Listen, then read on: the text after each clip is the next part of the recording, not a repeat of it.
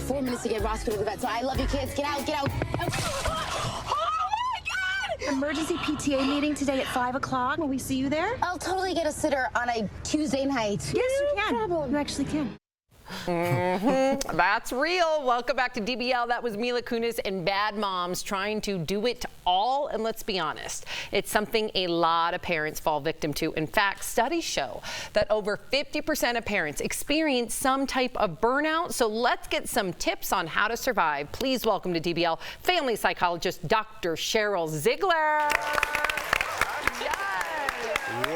Welcome, Dr. Sheryl. Let's jump right in, okay? Because my wife and I, we have 2 young boys, okay? And we're trying to survive the next 15 years, it says in the prompter. I'm going 15 months. 15 months, okay? Can you define parent burnout, and how is it different from just feeling tired? Yes. So parent burnout is just burnout, which is the chronic physical and emotional exhaustion that results from the occupation of being a parent, right? So it could be the occupation of being a doctor when we were looking at burnout, but now it's really about parents. So physical exhaustion, we know, we get that. You're tired, you're fatigued, you don't sleep well. And emotional exhaustion. You have anxiety, you're second guessing yourself. You just don't feel like you're doing a good job anymore. And this can affect whether you have a baby all the way through teens and young adults at any time. I was going to ask that. Is it only for parents with young kids? But you just answered that. It's not, but it's different, though. It looks different, right? So when you have, like your stage, how old are they again? 5 and 7. 5 and 7. So 5 and 7, usually parents will start to feel a little bit like I can breathe, the school age. If the 5-year-old's going to start kinder, that's the time where you're like, and a lot of people go back to work, they change their careers, they do something different. But all the ages are a little bit different. So the younger they are, you're sort of physically exhausted, and you also feel like such a rookie. Everything is new, and sometimes you feel really alone. So we know that new moms go through a lot of loneliness. And then you get through like the school years. And so now you've got a little bit of community, and you've got maybe a little bit more time. And so there's a lot of focus on academics. So now you start stressing about academics, and then everything going on in your own life. And then you've got teens. Everybody seems to be prepared for the teen years. And it is exhausting. So if you think you can't burn out in the teen years, you absolutely can. You feel like you don't know what you're doing, and the stakes are really big. Bigger kids, bigger problems is real. And so you can still feel that extreme exhaustion, and especially the cynicism is a part of burnout. You become cynical. Nothing I do says. They don't listen to me anyway. What does it matter? Nothing I do matters. So there's really, it looks like an evolution, and the older the kids get, even college age kids, you just feel like you're losing control. Can't fix these things anymore. I can't control it. They make their own decisions.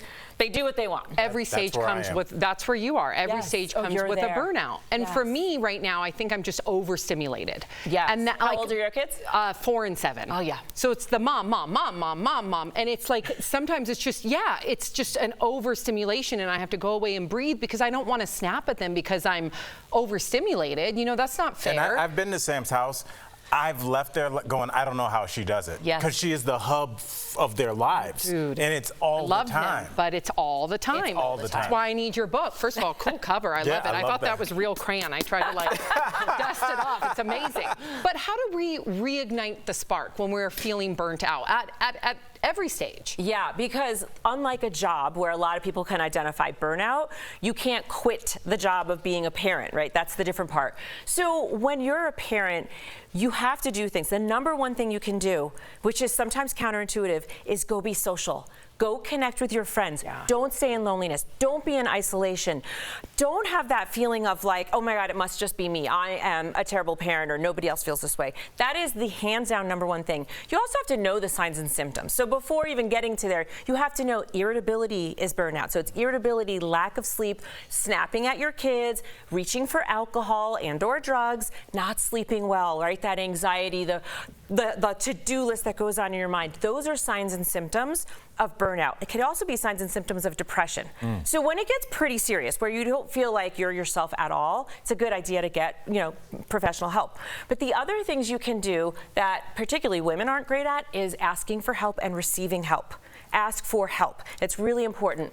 The other thing is ban busy. That's what I like to tell people. Stop telling people how busy and stressed out you are, because what happens is if I tell you that and you maybe wanted to connect with me, you're less likely to go, hey, you want to go grab coffee or something, right? Because you're like, oh, she's so busy.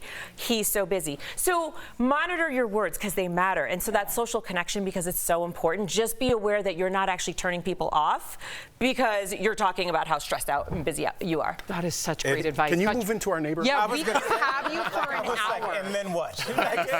Luckily, you guys, you can buy her book. There's because a whole book on it. I have so many questions for you. Dr. Ziegler, thank you so much for everything. Thank you for being here. To our viewers, you can learn more about parent burnout and how to get help on Sheryl's website. You can also check out her book, Mommy Burnout, sold at stores everywhere. Thank you again, Doctor. We appreciate you.